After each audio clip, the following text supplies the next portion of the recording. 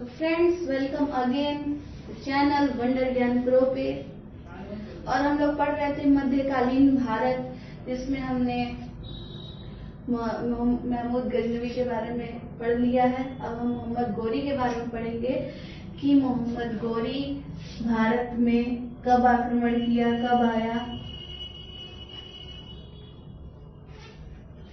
अब हम मोहम्मद गौरी के बारे में पढ़ेंगे, जिसका शासनकाल था 1175 ईस्वी से 1206 ईस्वी तक। तो मोहम्मद गौरी और महमूद गजनवी का एक रिश्ता है, जो इसके वंश से है या इसके शहर से कह सकते हैं। यह भी मोहम्मद गौरी भी अफगानिस्तान के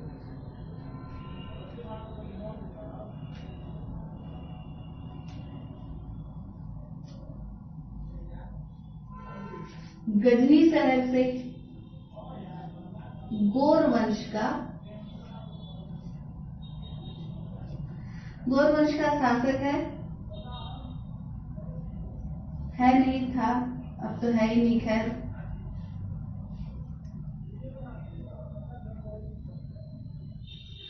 और मोहम्मद गौरी शमशबानी तुर्क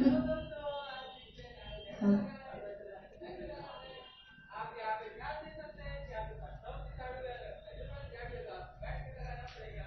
तो फ्रेंड्स, जैसा कि हम पिछले वीडियो में जाने थे कि जो महमूद गजनवी था वो भी अफगानिस्तान के गजनी शहर का, जो कि यामनी या गजनी वंश का शासक था, और गजनी शहर के ही गौर वंश का शासक मोहम्मद गौरी, जो 1175 ईस्वी में सबसे पहले भारत आया था।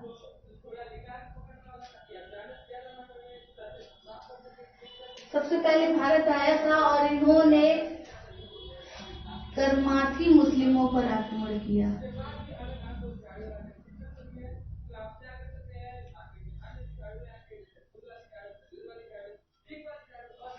जो कि मुल्तान पर शासन कर रहे थे। छोटे मोटे जो करमाती मुस्लिम थे उन पर आक्रमण किया और उनको लूट कर वापस। क्योंकि फ्रेंड, जो महमूद गजनवी था उसका एक उद्देश्य था भारत में आने का कि वह भारत पर सिर्फ आक्रमण करेगा और लूटपाट करके वापस चला जाएगा। लेकिन गौरी ऐसा नहीं करना चाहता था, वह भारत पर शासन करना चाहता था। इसलिए 1175 ईस्वी में जब उसने आक्रमण किया, जो करमाती मुस्लिम थे वह हार गए और इनको लूट कर गौरी वापस चला गया।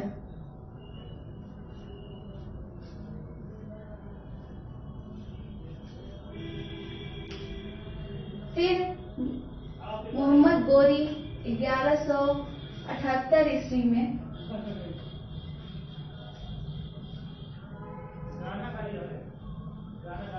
आक्रमण किया। तो फ्रेंड्स, जैसा कि हम लोग महमूद गजनवी के बारे में जानते हैं कि महमूद गजनवी ने सोमनाथ मंदिर पर आक्रमण कर उस पर लूटपाट किया था, और यह भी उसी वंश का शासक था। तो इसको अपने वंश के कहानी किस्सों के बारे में इसने सुना था, तो उसने भी सोचा कि मैं भी सोमनाथ मंदिर पर आक्रमण करूंगा और मैं भी लूटूंगा। तो 1178 ईस्वी में इसने सोमनाथ मंदिर पर आक्रमण किया,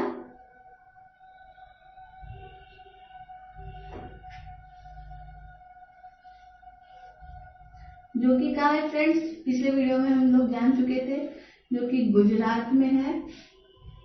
और उस समय उसके शासक थे मूलराज। तो फ्रेंड, जो मोहम्मद गौरी ने जब गुजरात पर सोमनाथ मंदिर पर आक्रमण किया था, तो उस समय जो राजा थे वो भीम प्रथम या मूलराज प्रथम थे, और उन्हीं के वंश यानी चालुक्य वंश का शासक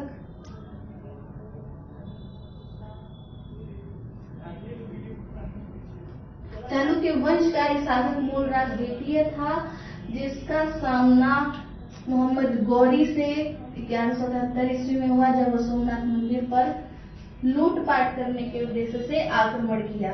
लेकिन उल्टा ही हो गया। मूलराज द्वितीय ने गौरी पर आक्रमण कर दिया और गौरी की सेना चूंकि बहुत कम थी, कमजोर होने के कारण इसको भागना पड़ा। लेकिन मूलराज द्वितीय ने गुजरात और राजस्थान के बीच एक छोटा सा हिल स्टेशन पड़ता है जो कि बहुत फेमस है, माउंट आबू। तो माउंट आबू में गौरी पर आक्रमण करके इसको हरा दिया। किसने? मूलराज द्वितीय ने, जिसके कारण गौरी को अपने गजनी वापस जाना पड़ा। माउंट आबू जो मंदिर है वो दिलवाड़ा के मंदिरों के लिए प्रसिद्ध है। तो फ्रेंड्स, जैसा कि हमने देखा कि गौरी और मूलराज द्वितीय के बीच एक युद्ध हुआ जिसमें गौरी हार गया और वह भागने लगा। लेकिन भागते वक्त माउंट आबू में ही मूलराज द्वितीय ने उसे पकड़कर उसे दोबारा हराया। फिर वह अपने गजनी वापस लौट गया। लेकिन मोहम्मद गौरी कहाँ मानने वाला था। उसने 1179 में एक बार फिर से आक्रमण कर दिया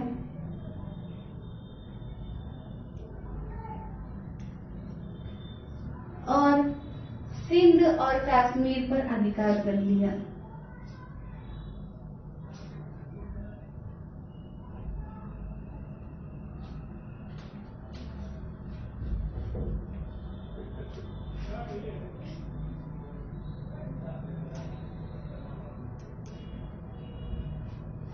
तो फ्रेंड, जैसा कि हम जाने कि 1178 ईस्वी में मूलराज द्वितीय से हारने के बाद मोहम्मद गौरी वापस 1179 ईस्वी में आया और सिंध और कश्मीर पर आक्रमण कर उस पर अधिकार प्राप्त कर लिया। और इसी के समकालीन एक और महत्वपूर्ण बात हम जानेंगे कि इसी के समकालीन एक और राजा थे जो उत्तर भारत में दिल्ली, अजमेर और सांभर पर राज्य कर रहे थे, पृथ्वीराज चौहान। अब हम उनके बारे में थोड़ा सा जानकारी ले लेंगे।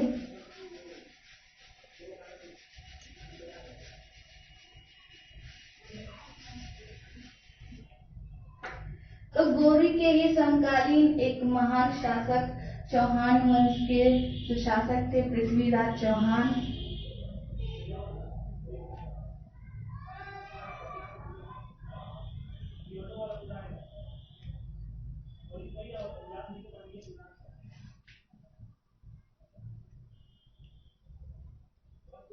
चौहान वंश के शासक थे। पृथ्वीराज चौहान ही राय पिथौरा के नाम से प्रसिद्ध है। तो पृथ्वीराज चौहान जो कि चौहान वंश से थे और इन्हीं का एक दरबारी कवि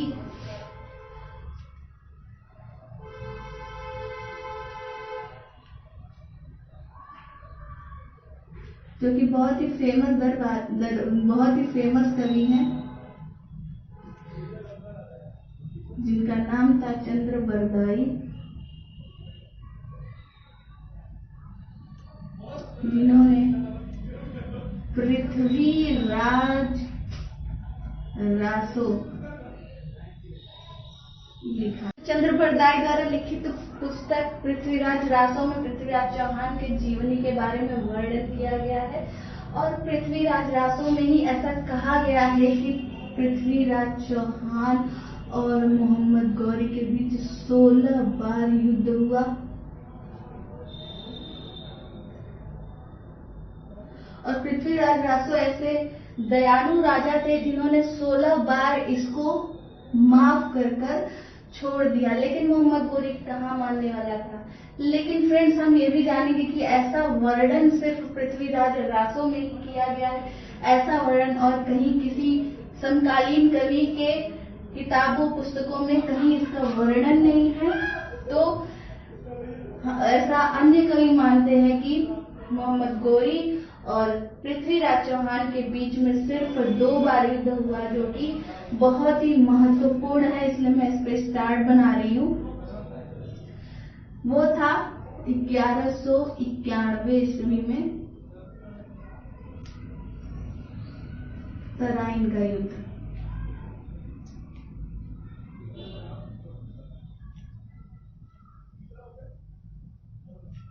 जो कि लड़ा गया था गौरी और पृथ्वीराज चौहान के बीच में, जिसमें मोहम्मद गौरी बुरी तरह से हार गया था और वापस वह अपने गजनी लौट गया। यह बहुत ही मोस्ट इम्पोर्टेंट है, क्वेश्चन आता है एग्जाम में। तो फ्रेंड्स, एग्जाम में एक और क्वेश्चन आता है कि ऐसा कौन सा राजा है जिसने गौरी को पहले सबसे प्रथम हराने वाला राजा कौन सा, ऐसा प्रश्न बनता है और ऑप्शन में सबसे पहले ये दे देता है पृथ्वीराज चौहान। लेकिन हम लोग पढ़ चुके हैं अभी इसमें, तो आप मुझे प्लीज कमेंट में जरूर बताएंगे कि पृथ्वीराज चौहान से पहले भी किसी ने गौरी को हराया था। आप कमेंट में मुझे बताएंगे कि वह कौन था। नहीं तो मैं नेक्स्ट वीडियो में इसका आंसर जरूर बताऊंगी। अगर आप ध्यान से पढ़ेंगे तो आपको इसका आंसर पता चल जाएगा। तो तराइन के प्रथम युद्ध में, तराइन हरियाणा का एक जगह है,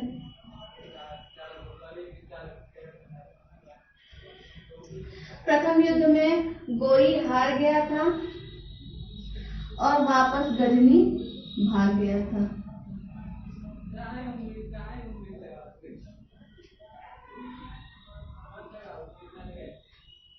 और जैसा कि गौरी हार गया था तो पृथ्वीराज चौहान की एक बड़ी जीत हुई।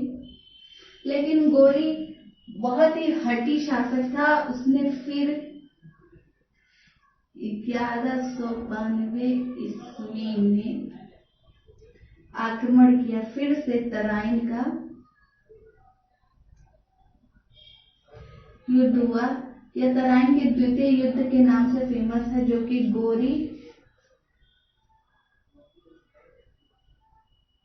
और पृथ्वीराज चौहान के बीच में लड़ा गया था, जिसमें पृथ्वीराज चौहान की हार हो गई थी। लेकिन फ्रेंड्स, हम ये भी जानेंगे कि 1191 और 92 के बीच भी कुछ हुआ, जिसपे हम राजा जयचंद के बारे में जानेंगे, जो कि यूपी कन्नौज के शासक थे। उसी के समकालीन राजा जयचंद। जब पृथ्वीराज चौहान ने गौरी को हरा दिया था 1191 ईस्वी में तराइन के युद्ध में, उसके बाद पृथ्वीराज चौहान अपने आप को मुक्त महसूस किया और उनको लगा कि अब मेरे सर से भार उतर गया है, और उनका दिल कहीं और लग गया, जो कि यूपी के कन्नौज के राजा जयचंद की बेटी संयोगिता थी।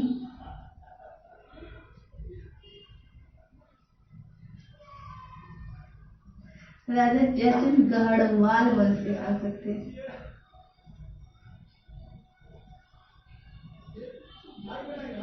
तो पृथ्वीराज चौहान का दिल लग गया था संयोगिता के साथ, और राजा जयचंद ने संयोगिता के स्वयंवर का आयोजन किया और उसमें देश भर के सभी राजाओं को आमंत्रित किया, सिवाय पृथ्वीराज चौहान के। और पृथ्वीराज चौहान को यह पता चला कि संयोगिता पृथ्वीराज चौहान को पसंद करती है और उनसे विवाह करना चाहती है, जिसके कारण पृथ्वीराज चौहान आए और घरे दरबार में संयोगिता के स्वयंवर से संयोगिता को किडनैप करके लेके चले गए। खैर, हम अपहरण जानेंगे। तो अपहरण करके लेके चले गए कौन? पृथ्वीराज चौहान, और उनसे विवाह कर लिया, जो कि राजा जयचंद को बहुत ही बुरा लगा और उन्होंने पृथ्वीराज चौहान को अपना दुश्मन मान लिया। तो 1192 ईस्वी में जब गौरी ने आक्रमण किया तब उसके साथ राजा जयचंद्र जाकर मिल गए, जिसमें पृथ्वीराज चौहान की हार हो गई और गौरी जीत गया। और ऐसा कहा जाता है कि जब पृथ्वीराज चौहान की हार हुई और गौरी उनको लेकर वापस गजनी शहर उनको बंदी बना लिया, क्योंकि पृथ्वीराज चौहान के बारे में कहा जाता है कि वो बहुत ही दयालु थे, लेकिन गौरी थोड़ी दयालु था। उसने क्या किया कि उनको बंधक बनाया और उनको वापस गजनी लेके चला गया। और उन्हीं के साथ पृथ्वीराज चौहान के ही साथ उनका जो दरबारी कवि जो चंद्रबरदाई थे वो भी गए। अब हम आगे जानेंगे कि आगे क्या हुआ, आगे भी जानना जरूरी है फ्रेंड्स। तो पृथ्वीराज रासों में ऐसा वर्णन है कि जब गौरी के अत्याचारों से पृथ्वीराज चौहान पर गौरी ने बहुत परेशान किया। उनकी आंखों में सरिया गरम सरिया करके आंखें उनको अंधा कर दिए। ऐसा कहते थे कि पृथ्वीराज चौहान एक बहुत महान तीरंदाज थे। तो ऐसा कहानी है, चंद्रबरदाई में ऐसा इसका वर्णन किया गया है। और ऐसा कहा जाता है कि मोहम्मद गौरी ने उनकी आंखों में गरम सरिया डालकर उनकी आंखों को अंधा कर दिया। लेकिन चंद्रबरदाई ने उनसे कहा कि आप अभी भी एक अच्छी तीरंदाजी कर सकते हैं। और उसने गौरी को बताया कि पृथ्वीराज चौहान एक बहुत अच्छे तीरंदाज हैं।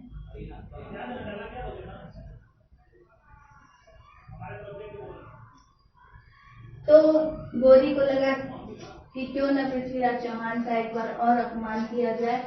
तो उसने गौरी ने पृथ्वीराज चौहान को एक बड़े प्रांगण में ले आकर खड़ा कर दिया और खुद एक ऊंचे तख्ते पर बैठ गया। तब जाकर ऐसा कहा जाता है कि चंद्रबरदाई ने एक श्लोक पढ़ा, जिसको सुनकर पृथ्वीराज चौहान ने गौरी को मार दिया।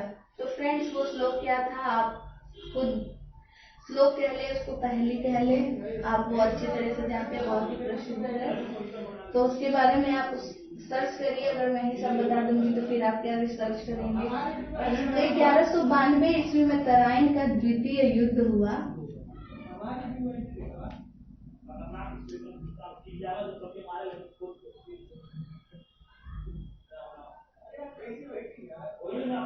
और भारत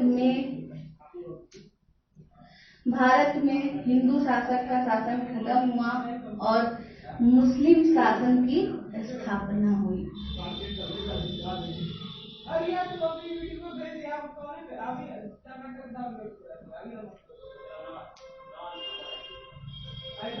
मुस्लिम शासन की स्थापना हुई।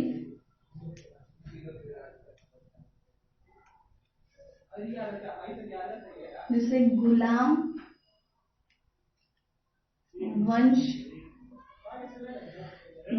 वंश या मामलुक वंश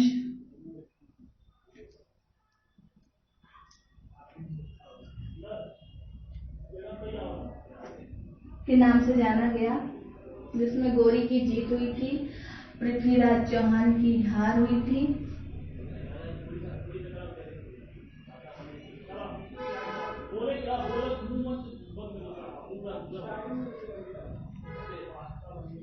और 1193 ईस्वी में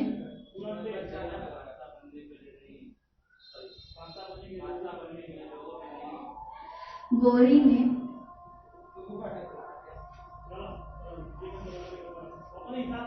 दिल्ली को अपना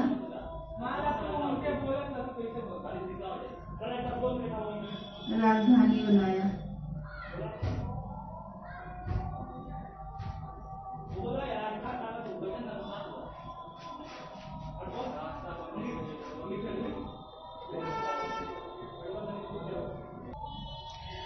फ्रेंड्स 1192 ईस्वी में ही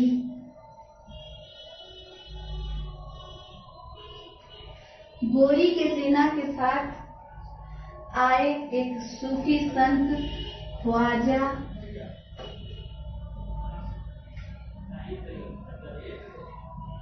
मोइनुद्दीन चिश्ती,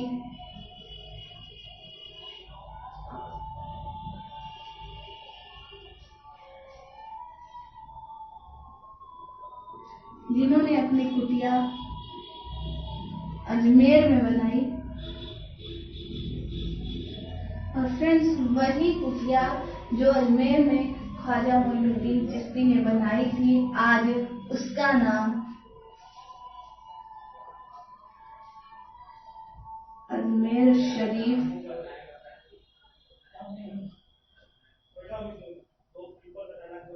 पड़ा है।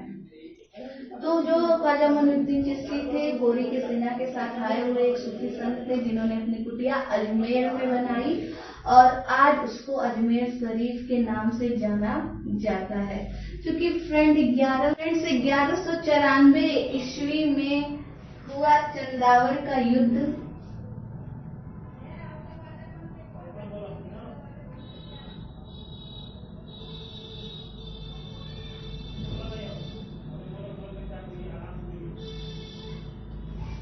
जो कि हुआ गोरी और कन्नौज के राजा जयचंद के बीच। क्योंकि फ्रेंड्स, इन्होंने गोरी का ही साथ दिया था, लेकिन फिर भी गोरी ने जयचंद पर आक्रमण करके उनको हरा कर मार दिया।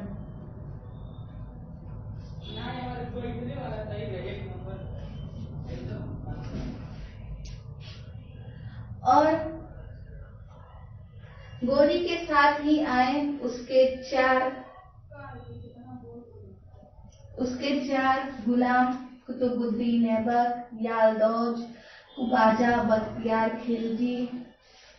और इसके बारे में हम फ्रेंड्स कल पढ़ेंगे कि अगला शासक कौन बना, कुतुबुद्दीन ऐबक, यालदौज, ख्वाजा और बख्तियार खिलजी को क्या क्या मिला, गोरी की मृत्यु कब हुई और गुलाम वंश का स्थापना कब हुआ। और फ्रेंड्स, हम कल ही दिल्ली सल्तनत के बारे में भी जानेंगे कि दिल्ली सल्तनत क्या है और इसका काल कितने से कितने वर्षों तक रहा।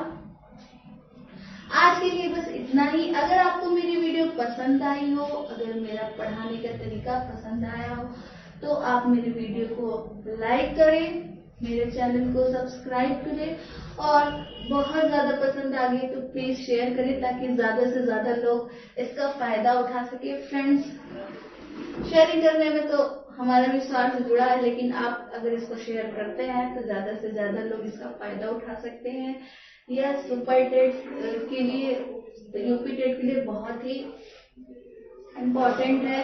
प्लस यह एसएससी लेवल, वनडे एग्जाम्स जितने भी हैं उसके लिए ये इम्पोर्टेंट है। तो फ्रेंड्स, आज के लिए बस इतना ही। Thank you so much. मैं मानसी गुप्ता आपका दिल से अपने चैनल पर स्वागत करती हूँ। Thank you.